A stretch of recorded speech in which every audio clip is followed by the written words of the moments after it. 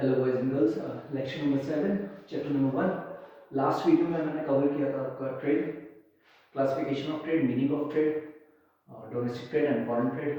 Domestic में आपका local trade, state level trade and national trade, और फॉरेन ट्रेड में था आपका export, import and interport. Today I am going to start with the auxiliaries to trade. Auxiliaries का simple सा basic meaning होता है असिस्टेंस एंड हेल्प। यहाँ पे रुकता हूँ, थोड़ा सा पीछे जाइए। जब मैंने आपको पढ़ाया था primary industry, secondary industry and tertiary industry, तो मैंने आपको बताया था टर्सरी इंडस्ट्री जो है वो टर्सरी इंडस्ट्री ना हो करके सर्विस इंडस्ट्री होती है, तो सर्विस इंडस्ट्री बोलते हैं। जब हम बात करते हैं इस टर्सरी इंडस्ट्री का कॉमर्स के कॉन्टेक्स्ट में, तो फिर ये बन जाती है हमारी auxiliaries to trade. Tertiary industries भी क्या करती थी, प्राइमरी और सेकेंडरी इंडस्ट्रीज को प्रोसेस कैरी आउट करने के लिए क्या प्रोवाइड कराती थी, transportation, communication, advertisement, insurance, banking and finance. तो वो सारे काम ऑक्सिलरीज टू ट्रेड का मींस क्या, जो ट्रेड कर रहे हो उनके लिए कुछ हेल्पिंग चीजें हैं। तो वो हेल्पिंग चीजें क्या है, नंबर 1 पे है हमारा ट्रांसपोर्ट एंड कम्युनिकेशन।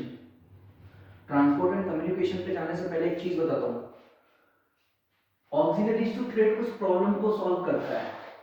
कैसे?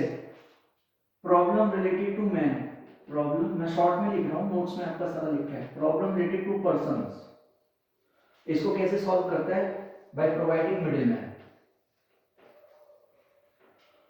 Problem related to finance, banks. Problem related to insurance, या सॉरी रिस्क, बाय इंश्योरेंस। तो इस तरीके से क्या करता है कि जो हिंड्रेंसेस हैं ट्रेड को कैरी आउट करने में, किसी भी इकोनॉमिक एक्टिविटी को कैरी आउट करने में जो ऑब्स्टेकल्स आ रहे हैं उनको रिमूव करते हैं auxiliaries to trade. Auxiliaries to trade, it refers to all those activities which are conducted to overcome the hurdles appearing in the way of trade. Just like आप back चाहिए, जब इंडस्ट्रीज पढ़ा रहा था मैं तब बताया था मैंने आपको। अभी यहाँ पे थोड़ा सा डिटेल क्लासिफिकेशन है, डिटेल डिस्कशन है, चलिए देखते हैं। Now auxiliaries in trade are as follows. Number 1, transport and communication. Last video जब कॉमर्स मैंने स्टार्ट किया तो मैंने आपको बताया था वीडियो का मैन्युफैक्चरिंग होता है, किसी भी प्रोडक्ट का मैन्युफैक्चरिंग होता है एक जगह पे, बट ये इंपॉर्टेंट नहीं होता है या ये जरूरी नहीं होता कि वो प्रोडक्ट जहां पे मैन्युफैक्चर किया जा रहा है सिर्फ कंज्यूमेबल वहीं पे नहीं, consumption all over the country होता है, आपको हर जगह उसको भेजना होता है। तो ये जो गैप होता है between the production place and the consumption place, इस सारे गैप को एवरेज करता है हमारा ये point, transport and communication. Production of good generally take place in particular locations. Example के लिए बताता हूँ, टी आसाम में होती है, चाय का सबसे ज्यादा प्रोडक्शन है, production of T is majority production of T is in the Assam, cotton in Gujarat and sugar in Uttar Pradesh. Okay, but आइए बात करते हैं जरा, टी आसाम में, शुगर यूपी में और कॉटन गुजरात में। क्या टी सिर्फ आसाम में कंज्यूम होती है? नहीं, यूपी में भी होती है, दिल्ली में भी होती है, महाराष्ट्र में भी होती है। Same like cotton and sugar is manufactured in Uttar Pradesh while it is consumable in every district of India. क्या चाय सिर्फ उत्तर प्रदेश वाले पीते हैं, दिल्ली वाले चाय नहीं पीते? पीते हैं सर। तो हर जगह प्रोडक्ट का कंजम्पशन है बट प्रोडक्शन सर्टेन प्लेसेस पे है। तो कह रहा है कि दिस ऑब्स्टेकल इज रिमूव। अब इसको हर जगह पहुंचाना, इसको हर जगह पहुंचाना, ये काम है ट्रांसपोर्टेशन एंड कम्युनिकेशन का। सुनिए, दो चीजें हैं, ट्रांसपोर्टेशन एंड कम्युनिकेशन, इसको मिक्सअप मत कीजिएगा। Transportation leads to rail, air freight, air and roadways, okay, while communication is another thing. Communication relate to telecommunication, mobile phones, telegrams and postages. जब भी हम कोई ऑर्डर करते हैं, हम कन्वे ऑर्डर, परचेज ऑर्डर होता है हमारा, बिल ऑफ लेडिंग होता है, ये डॉक्यूमेंटेशंस होते हैं। इन डॉक्यूमेंटेशंस को क्या होता है, पोस्ट अप करना पड़ता है, तो वो काम होता है कम्युनिकेशन का। While transportation is regarding physical movement of goods and services from one place to another place for the ultimate consumption. चलिए मैं आपके नोट से रीड आउट करता हूँ जल्दी से। This obstacle is removed by transport through road, rail or coastal shipping. Along with transport facility, there is also need for communication facilities so that producer, traders and consumers may exchange information with one another. जब भी आपको कोई data चाहिए तो time to time वो data update करना, वो data आपको देना, वो काम होता है कम्युनिकेशन का, through letters, through postages, through telegraphs. ये सारे के सारे हमारे वेज होते हैं जिससे कि हम आपस में कांटेक्ट में रह सकते हैं बिजनेस करते समय। Another one is banking and financing. Banking and finance. Finance is the lifeblood of the business. Without finance, no business could ever take place. अगर आपको बिजनेस करना है तो सबसे पहले आपको फाइनेंस रेज करना पड़ेगा। ऑक्सिलरीज टू ट्रेड का सबसे इंपॉर्टेंट फीचर होता है बैंकिंग एंड फाइनेंस। जब बिजनेस स्टार्ट करते हैं हम अपनी कुछ कैपिटल लगा के स्टार्ट करते हैं, लेकिन जब वक्त के साथ हमारा बिजनेस आगे जाता है, जब हम फ्लरिश करते हैं तो हमको एक्स्ट्रा फंड्स का जरूरत होता है। हमने से बिजनेस स्टार्ट किया था 5 लाख रुपए से, हम प्रॉफिट अर्न करते रहे धीरे धीरे। अब हम चाहते हैं कि हमारे स्किल्स ऑफ ऑपरेशन जो है थोड़ा सा बिग ऑन हो जाए, थोड़ा सा फ्लरिश हो जाए। उस केस में हमको चाहिए बैंकिंग से फाइनेंस। तो बैंकिंग फाइनेंस प्रोवाइड कराता है, बैंकिंग हमको फंड्स बोरो कर देगा और बदले में हमसे इंटरेस्ट लेता रहेगा, हाफ ईयरली बेसिस पे या ईयरली बेसिस पे। देखिए no business could run unless there is finance. कोई बिजनेस रन नहीं कर सकता जब तक फाइनेंस नहीं है। Necessary funds could be available to a businessman from bank. Bank से आप जाकर के लोन सैंक्शन करवा सकते हो, अपने बिजनेस को आगे बढ़ा सकते हो। which he can utilize for acquiring assets. उससे आप एसेट्स खरीद सकते हो। एसेट्स जानते हो, property of the business. Anything that results in the profit is called the asset for the company. Purchasing raw material. Thus, banking helps business activities to overcome the problem of finance. Finance का जो problem होता है वो banking sort out करता है। ये एक auxiliary, एक असिस्टेंस है जिससे हम ट्रेड को स्मूथली कैरी ऑन कर सकते हैं। Bank also undertakes the collection of cheques. हम लोग देखते हैं कि चेक इशू कर दिए जाते हैं कि सर मेरे पास कैश नहीं है, आप चेक ले जाइए, बैंक पे लगा दीजिएगा, बैंक से कैश कलेक्ट कर लीजिएगा, अकाउंट पे ले लीजिएगा। रेमिटेंस होते हैं, हम बिल्स रेमिट करा लेते हैं, बिल्स ऑफ एक्सचेंज होता है। सम टाइम टू पार्टीज है, party A and party B. Party B ने विड्रॉ कर रखा है ए पे and A is not holding the cash at that particular time, तो ए बी से कहता है कि आप बिल बैंक ले जाइए और बैंक में 50,000 का जो बिल है आप उसको 0.5% पे रेमिट ऑफ करा लीजिए। तो बैंक उसको रेमिट ऑफ कर देता है 49,500 रुपीज में। जो 500 रुपीज होता है वो मार्जिन हो जाता है बैंक का रेमिटेंस। जब आप अकाउंटिंग पढ़ेंगे बिल्स ऑफ एक्सचेंज के लिए तो मैं पढ़ाऊंगा आपको ये सारी चीजें। तो in foreign trade commercial banks helps exporters in collecting money from importers. जब आप एक्सपोर्ट करते हो तो एक डोमेस्टिक बैंक होता है और एक कस्टोडियन बैंक होता है। ये आपका इंपोर्ट एक्सपोर्ट प्रोसीजर आएगा तो मैं आपको पढ़ाऊंगा बिजनेस स्टडीज में। तो एक्सपोर्टर्स को फाइनेंस का हेल्प करता है। Next one is your insurance.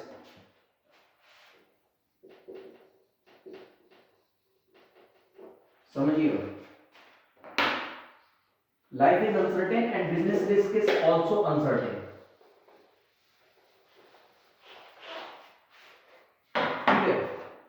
Business involves certain risk and risk is unavoidable. Risk can be minimized but can't be avoided. Risk को आप मिनिमाइज तो कर सकते हो एफिशिएंट प्लानिंग करके या बजटरी फॉरकास्टिंग करके, बट रिस्क अवॉइड नहीं किया जा सकता। आप बच के निकल ही जाओगे ऐसा जरूरी नहीं है। तो इंश्योरेंस एक ऐसा की टर्म होता है जहां पे एक नॉमिनल इंश्योरेंस प्रीमियम का पे करते हो, एक इंस्टॉलमेंट पे करते हो, जिसके रिटर्न में जब भी आपको अगर कोई बिजनेस रिस्क अकर हो गया, बिजनेस रिस्क इन्वॉल्व हो गया, तो आप क्या कर सकते हो, इंश्योरेंस कंपनी जो आएगा वो आपको रीइंबर्स कर देगा। पूरा पूरा तो नहीं होता है, बट हाँ majority of your loss is set off from the insurance policies. तो insurance is another auxiliary to trade. Business involves various type of risk and moreover business risk is uncertain. आपको नहीं पता है कब हो जाएगा। आप शॉप बंद करके गए, घर गए, शॉर्ट सर्किट हो गया, एमसीवीज नहीं काम किए आपका और फायर जनरेट हो गया, शॉप में जितना भी स्टॉक था सारा जल गया, अनअवॉइडेबल था, आप तो शॉप बिल्कुल सही सलामत बंद करके गए थे, बट अनअवॉइडेबल, अनसर्टेन हो गया। Factory, building, machinery, furniture must be protected against the risk. Insurance provides protection in all such cases on payment of nominal amount. Insurance का जो इंस्टॉलमेंट होता है बहुत नॉमिनल अमाउंट का होता है, बहुत ज्यादा अमाउंट पे नहीं करना पड़ता है। नॉमिनल अमाउंट से आपको सिक्योरिटी पर्पज से बहुत बेनिफिट मिल जाता है। जब भी आपका कोई बहुत बड़ा लॉस होता है तो आप उस लॉस को इजीली मेकअप कर सकते हो। Next one is your warehousing. ध्यान से पढ़िएगा, थोड़ा सा नया वर्ड है, सुनिएगा।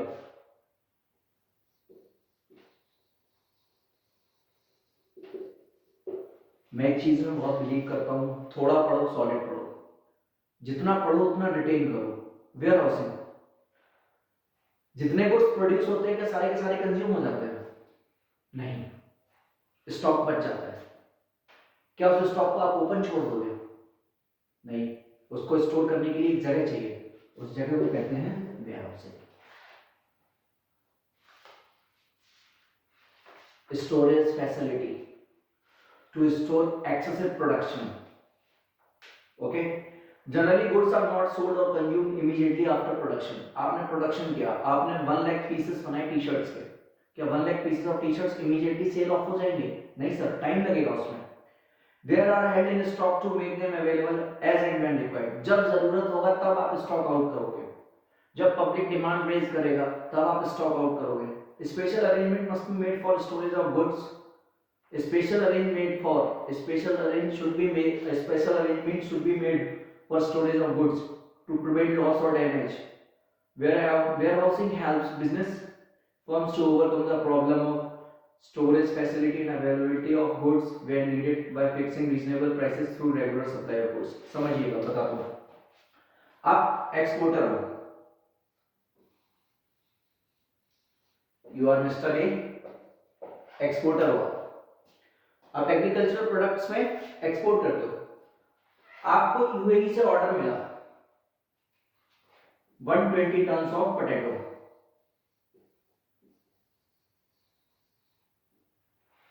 आपके पास क्वांटिटी है, क्या आप on the spot 120 ton potato export कर दोगे यूएई को? No sir, there are a number of formalities to be fulfilled by the exporter before going through that export order. Yes, आपको लाइसेंसिंग लेना पड़ेगा, फैक्ट्री स्टफिंग कराना पड़ेगा, convince का licence लेना पड़ेगा, IEC import export code obtain करना पड़ेगा, then after you are eligible to make that export order. तब तक पोटैटो का क्या करोगे? खुला छोड़ दोगे? अगर बारिश होगी सारा आलू सड़ जाएगा, पेरिशेबल हो जाएगा। पोटैटो एग्रीकल्चर प्रोडक्ट है ना? तो ये जो फैसिलिटी प्रोवाइड करता है, ये करता है वेयर हाउसिंग। गोडाउन्स होते हैं, आप वहां जाके पोटैटो को रख सकते हो। अपना जो भी ऑर्डर है 120 टन का, इसको स्टोर कर दीजिए वेयर हाउसिंग में। और वेयर हाउसिंग क्या करता है? इसको स्टोरेज का नॉमिनल अमाउंट आपसे चार्ज करता है, और जब आपका जरूरत हो, जब आपके सारे कॉम्प्लायंस से सारी फॉर्मेलिटीज पूरी हो जाए, आप वेयर हाउसिंग को पेमेंट कीजिए, वहां से अपना सारा प्रोडक्ट उठाइए, वेसल पे लगाइए, एक्सपोर्ट कर दीजिए। तो वेयर हाउसिंग क्या करता है? बचाता है गुड्स को पेरिशेबल होने से, बदले में क्या करता है? जो नॉमिनल से अमाउंट लेता है और कंटिन्यूअस सप्लाई में हेल्प करता है। Next one is advertising. किसी भी प्रोडक्ट, किसी भी गुड, किसी भी सर्विस के बारे में सबसे ज्यादा नॉलेज अगर आपको लेना है तो आपको एडवर्टाइजमेंट पे फोकस करना पड़ेगा। हालांकि एडवर्टाइजिंग में हर चीज जो दिखाई जाती है वो सच नहीं होती, everything is not 100% true and fair, but one thing is more important, that advertise makes us aware about the knowledge of product, about the quality and quantity of that product, and about the grading of that product. Advertising, it is the most revolutionary step for promoting any product, good or service. आज advertisement का ही world है। Fair and lovely men's anti marks 5 दिन में सारे दाग धब्बे चले गए गायब, बेसिकली होता नहीं है ऐसा। कोलगेट, वेज शक्ति, एडवर्टाइजमेंट है। Pepsodent, okay. तो advertising is the revolutionary step for promoting any good and services you are manufacturing. चलिए, advertising leads to higher sales.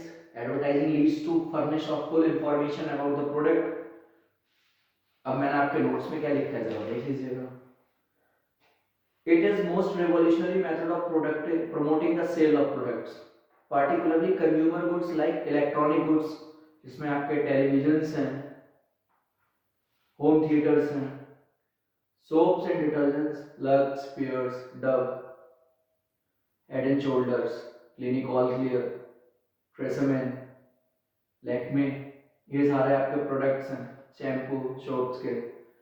Advertising enhances the knowledge of a customer about the product. Enhances का meaning होता है increase. Advertising enhances the knowledge of the customer about the product in the market. Product जो आप market में launch किए हो उसके बारे में फुल इंफॉर्मेशन दे देती है advertising. And thus on the basis of that information we can take the right decision. And advertisement eliminates the hindrance of information. जो information आप पर्सनली लोगों तक नहीं दे सकते हो, एडवर्टाइजमेंट के थ्रू वो आप स्मॉल अमाउंट ऑफ टाइम में लार्जर अमाउंट ऑफ पीपल तक पहुंचा सकते हो. Last auxiliary is middleman. You can also refer your text book for more points. However, I have mentioned 6 points in your notes that are more than sufficient. But along with these notes and all other subject notes, I am stating a small note at the end of every chapter. आप लोग हमारे मेरे notes के साथ साथ अपनी text books भी पढ़ें. इफ कुछ रह जाता है तो आप प्लीज मेरे को बताएं, मैं उसको मेंशन कर दूंगा सप्लीमेंट्री शीट्स में. Last one is middleman. समझिएगा, मैन्युफैक्चरर से डायरेक्ट प्रोडक्ट कस्टमर तक आ जाता है? नहीं आता सर. मैन्युफैक्चरर यहाँ बैठा हुआ है, कस्टमर यहाँ बैठा हुआ है. यूएई तुम काम जो अब तुम्हारा जरूरत नहीं है. मैन्युफैक्चरर ने मैन्युफैक्चर किया, ये प्रोडक्ट आया होलसेलर के पास. मैन्युफैक्चरर से होलसेलर ही तो लेता है, इसको पेमेंट करेगा और इससे प्रोडक्ट लेगा. होलसेलर से किसने लिया? रिटेलर ने. रिटेलर इसको क्या करेगा? पे करेगा और इससे प्रोडक्ट लेगा. और रिटेलर क्या करता है? उसको बेचता है, buying and selling of goods करता है. It is known as trader. Although these all are the part and elements of the trade mechanism, but this is the wholesale trader because it is buying and selling the goods. Retailer ने क्या किया? Retailer ने wholesaler से goods purchase कर लिए. अब वो क्या करेगा? कस्टमर्स को बेच देगा. तो ये मैकेनिज्म हो गया ना टू टियर. तो ये होलसेलर और रिटेलर है, ये हमारे मिडिल मैन है. That fulfills the gap between the manufacturer and the ultimate customer. बस इतना समझो. Auxiliaries to trade. देखिए, middle man. Since producers are limited and consumers are unlimited. अब मैन्युफैक्चरर्स तो काफी कम हो गए ना. अमूल बटर का अमूल है manufacturer, but all over the India Amul butter is consumed by every customer. Since producers are limited and consumers are unlimited, so supply could not be possible. Consequently, आप एक इंसान को पॉसिबल नहीं कर सकते, एक इंसान को सप्लाई देना पॉसिबल भी नहीं है. Consequently, to establish a relation between the producer and consumer. मैं जल्दी पढ़ जरूर रहा हूँ, बट मैं समझाऊंगा आपको बहुत आराम से. तो कह रहे हैं कि एक बैलेंस बनाना मैन्युफैक्चरर और कस्टमर्स के बीच में ये काम होता है मिडिलमैन का. Middleman are required. Middleman consist of wholesaler and retailer, जो मैंने आपको डायग्राम में बताया. मैन्युफैक्चरर प्रोडक्ट मैन्युफैक्चर करेगा. मैन्युफैक्चरर से वो प्रोडक्ट बल्क स्टॉक में आता है होलसेलर के पास. होलसेलर सीधा बाय करता है किससे? मैन्युफैक्चरर से. और मैन्युफैक्चरर से बाय करके होलसेलर अपने पास जब स्टॉक क्रिएट करता है, फिर वो डिफरेंट रिटेलर्स को देता है. रिटेलर्स में भी मोर देन वन रिटेलर्स, और काम करता रहता है. इस तरह से फिर वो चीजें अल्टीमेट कस्टमर्स तक आ जाती है. तो ये थी हमारी कुछ ऑक्सिलरीज टू ट्रेड. नंबर 1 था ट्रांसपोर्टेशन एंड कम्युनिकेशन. नंबर 2 था banking and finance. Transportation and communication, movement, physical movement of goods and services. And communication क्या था? Exchange of necessary information between the consumers, producers, manufacturers. Okay. Banking and finance provides the financial assistance to the bank to the traders as and when required, because no business could be even think of without the finance. Third one was insurance. Business risk is uncertain and it is unavoidable. However, it can be minimized by taking an insurance policy. In return of a nominal premium policy, you can minimize your risk as the insurance companies reimburses your loss. Fourth one was warehousing, to provide the godown facility to the products and maintain the continuous supply of the goods and services as and when required. Okay. Advertising to promote the sales of the product, particularly consumer goods like electronic goods, soaps and detergents. Advertising enhances the knowledge of the customers. जब advertisement से customers के पास ज़्यादा knowledge होता है तो उनके पास एक vast variety of choices होता है जिससे वो बेस्ट ऑप्शन चूज अप कर सकते हैं. Last one is your middleman, wholesalers and retailers, जो कि बिल्स फुलफिल करते हैं मैन्युफैक्चरर से कस्टमर्स तक जाने के लिए. ओके, तो आपका trade and auxiliaries to trade दोनों कंप्लीट. अभी स्टार्ट करते हैं, छोटा सा टॉपिक है डेवलपमेंट ऑफ ट्रेड. चलिए, development of commerce in India. Commerce का डेवलपमेंट कैसा रहा? पहले क्या होता था, शुरुआत करते हैं the various stages of development of commerce business and activities in India. I think NCERT में टॉपिक स्किप है. मैंने रिफ्रेशर इस टॉपिक को आपके नोट्स में डाला है. Let me check if it is the part and parcel of your syllabus. अगर है तो भी मैं पढ़ा रहा हूं, नहीं है तो भी मैं आपके नॉलेज के लिए बताया दे रहा हूं. शुरुआत प्री इंडिपेंडेंस, हम जब आजाद नहीं हुए थे, हमारे इंडिपेंडेंस से पहले क्या था, तब बार्टर सिस्टम स्टेज चलता था. उस टाइम पे money was not the medium of exchange. आज तो हम हर चीज का वैल्यूएशन कैसे करते हैं? आज हम हर चीज का वैल्यूएशन करते हैं मनी से. सर हमें किसी चीज का वैल्यूएशन पता करना है तो बस हम ये पता कर लेंगे कि इसकी कीमत कितनी है.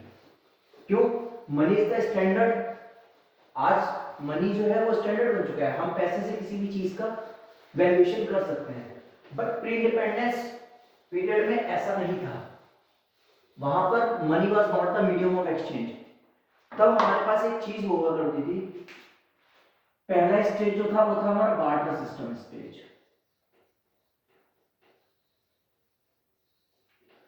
बार्टर सिस्टम स्टेज को मैं एक लाइन में बोलूं, where goods for exchange for goods and services for exchange for services.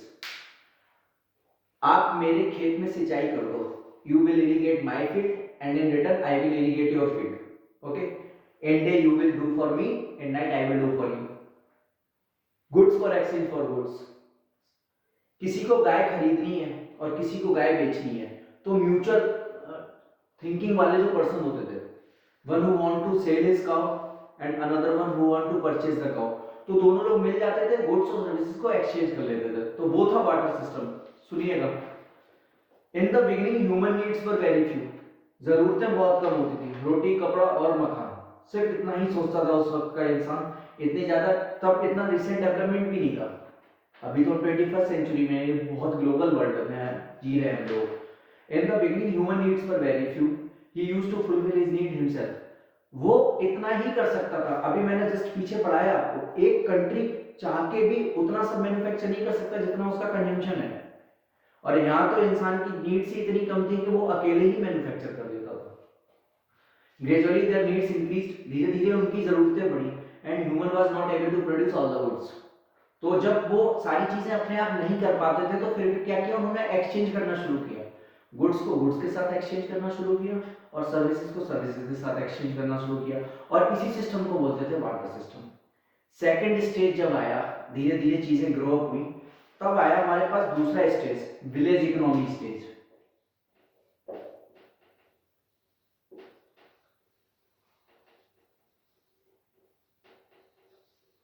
समझिए, village economy stage.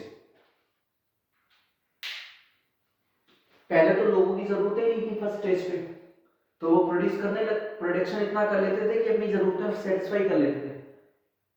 Another step में क्या हुआ, यहाँ पे उन्होंने फिर क्या किया, जब जरूरतें उनकी ग्रेजुअली इंक्रीज अप हुई तो उन्होंने चीजों को एक्सचेंज करना शुरू किया. Goods for exchange for goods मैं लिख देता हूं, G for G and services for exchange for services. Okay, जिनकी सेम रिक्वायरमेंट्स होते थे तो वो एक दूसरे के साथ एक्सचेंज अप कर लेते थे. सेकेंड स्टेज जब आया पब्लिक लोगों को ट्राइब्स में, ग्रुप्स में, कास्ट में डिवाइड अप किया गया। तो हर कास्ट ने क्या किया, अपने अपने वर्क्स को अलॉट कर लिया। देखिए, gradually people got divided into tribes, धीमे धीमे पीपल्स को ट्राइब्स में डिवाइड किया गया।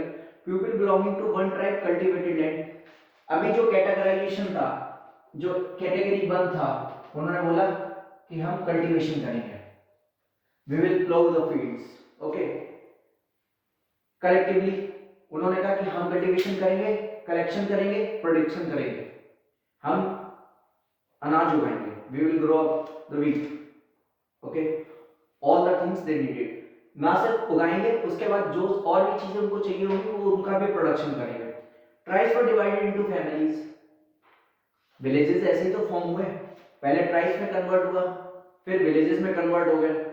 देन आफ्टर उन्होंने एग्रीकल्चर किया, फूड प्रोडक्ट्स को स्टार्ट किया, तो क्या किया, वो चीजें village to village sell on करने लगे। उन्होंने गेहूं लिया तो बेचने लगे, जहां पे प्रोडक्शन नहीं था वहां बेचने लगे। तो इस तरीके से उन्होंने विलेज लेवल की इकोनॉमीज को डेवलप किया। See third stage was your money invention stage. This video में एक्सटेंड टू 35 मिनट्स। नॉर्मली मेरा वीडियो 25 से 26 या 27 मिनट का होता है, बट मैं इस टॉपिक को कंप्लीट करूंगा। दिस में extend to 35 to 36 minutes. Sorry for the inconvenience, but छोटा सा टॉपिक है, मैं जल्दी से सम अप करता हूं। Third one stage is your money invention stage.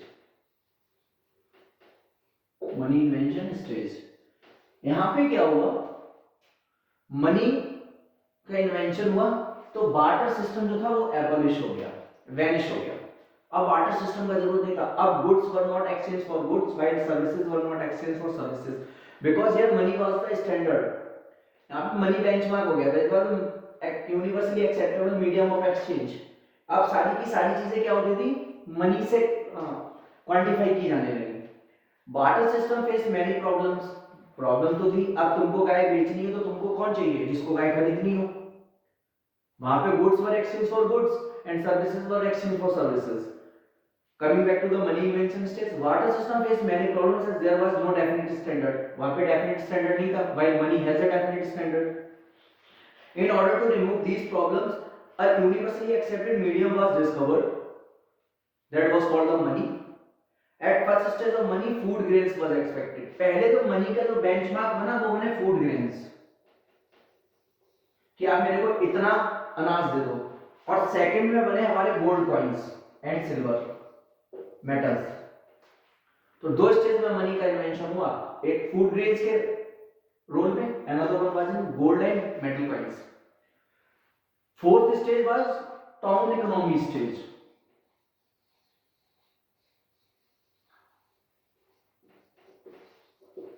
Town economy stage क्या था, यहाँ पे बिजनेसमैन आ गए। बिजनेसमैन आ गए, उन्होंने अपने सर्टेन बिजनेस स्टार्ट कर दिए। किसी ने इंडस्ट्री सेक्टर में स्टार्ट किया, किसी ने एग्रीकल्चर सेक्टर में स्टार्ट किया। तो इस तरीके से उन्होंने क्या किया, बिजनेस स्टार्ट किए, डिफरेंट विलेजेस को पार्टीशन करके। Here various businessmen started their business at a place away from the business village. This place was called city. और इंडस्ट्रीज जो लगाई वो कहाँ लगाई, विलेजेस से दूर, मतलब गांव से दूर, सिटी शहरों में लगाई, अर्बन एरियाज में। Business was done with the help with the principle of specialization. Specialization means to do a certain thing in a special manner. तो specialization, the means of transport started developing. यहाँ पे ही transportation का development हुआ। Transportation means physical movement of goods and services. The competition business also started at this stage. Industry से एक businessman ने नहीं लगाई, इंडस्ट्रीज कई बिजनेसमैन ने लगाई। और जब कई बिजनेसमैन से इंडस्ट्रीज लगाए तो वहां पे कोर कॉम्पिटेंसी वाला एनवायरनमेंट क्रिएट हुआ। Next one is your E number is industrial revolution stage. ये 1990s का बात है आपका। The development at this stage completely change the human life. बहुत रिवॉल्यूशनरी स्टेज माना जाता है इंडस्ट्रियल इकोनॉमिक पॉलिसी। 1990 बनाया जब गवर्नमेंट ने एलपीजी लगाया, it not liquefied petroleum gas, we are talking about the liberalisation, privatisation and globalisation आगे आपको पढ़ने को मिलेगा। The development at this stage completely change human life, development of engineering and power driven machines. यहाँ पर क्या था, हमारी टेक्नोलॉजी ने अपग्रेडेशन किया, पावर ड्रिवन मशीन्स आ गए थे, इलेक्ट्रिसिटी का इन्वेंशन हो गया था, और इंडस्ट्रीज में प्लांट एंड मशीनरी इक्विप किए जा चुके थे, जिनसे कि प्रोडक्शन पेस जो था काफी आगे जा चुका था। Many industries were established. Textile, chemical and sugar industries were the first ones. Road and rail transport made it easier to contribute for industrial development and received momentum thereof. Last one is your communication and transport development stage. Last one है, आपका topic भी last है, communication and transport development stage. समझ ही रहे होगे आप, communication transport, जहां पे मोबाइल फोन्स, फैक्स, टेलीग्राम्स, इन सब चीजों का बात हो रहा है। There has been an increase in the national and international trade. अब हम सिर्फ एक्सपोर्ट इंपोर्ट करते हैं, डोमेस्टिक ट्रेड के साथ साथ हम लोग इंटरनेशनल ट्रेड का भी पार्ट एंड पार्सल है। हम लोग एक्सपोर्ट भी करते हैं, हम लोग इंपोर्ट भी करते हैं। तो क्या करते हैं हम लोग, वहां पे हमारा जब डेवलपमेंट इतना ज्यादा हुआ तो हमको transport as well as communication दोनों का ही रिक्वायरमेंट पड़ा। तो जो हमारा 6th स्टेज आता है वो है हमारा communication and transport development stage. There has been an increase in the national and international trade with the development of the means of communication such as telephone, fax, telex, internet, m-commerce and e-commerce, etc. Similarly, business development got an impetus with the development of means of transport airways. Impetus means rapid pace. बहुत pace से work किया, तब जाकर के हम लोगों ने transportation और एयरवेज तक हम पहुंचे। तो सबसे पहले वाटर सिस्टम, जहाँ पे कोई स्टैंडर्ड नहीं था। Then after village economy stage, जहाँ पे ट्राइब्स में डिवीजन हुआ और हर ट्राइब ने अपना स्पेसिफिक वर्क सेलेक्ट किया और उन्होंने गांव-गांव जाकर के चीजें खरीदनी बेचनी शुरू की। Then money invention stage, money invention जब आया तो मनी को एक बेंचमार्क बनाएगा किसी भी चीज का वैल्यूएशन करने के लिए, और वो बेंचमार्क दो केसेस में बना। पहले फूड ग्रेन से मनी का बेंचमार्क बनाया गया, then after gold coins and metal से बनाया गया। फोर्थ वन में आपका टाउन इकोनॉमी बना, जहाँ पे बिजनेसमैन ने अपने बिजनेस स्टैब्लिश किए। फिफ्थ वन में आपका आया जो था, fifth one was your industrial revolution stage, जहाँ पे इंडस्ट्रीज बनी, शुगर, केमिकल की industries. And last one is your transport and communication stage, जहाँ पे आपका इंटरनेशनल ट्रेड और फॉरेन ट्रेड पिक्चर में आया, और हमको सारी की सारी चीजों के ट्रांसपोर्ट और कम्युनिकेशन के इसलिए नेसेसिटीज अराइज हुए because we were in a stage of industrial revolution, और हम उस वक्त उस जगह पे आ चुके थे जहाँ पे हमको एक्सचेंज ऑफ इंफॉर्मेशन एक वाइटल रोल प्ले कर रहा था हमारे इफेक्टिव ट्रेड मैकेनिज्म के लिए। तो आज के वीडियो में इतना ही। अगले वीडियो में मैं मिलता हूँ ऑब्जेक्टिव्स ऑफ बिजनेस के साथ। May be 1 or 2 classes your first chapter will be over. Thank you. Notes will be annexed with your video lecture. Have a good day.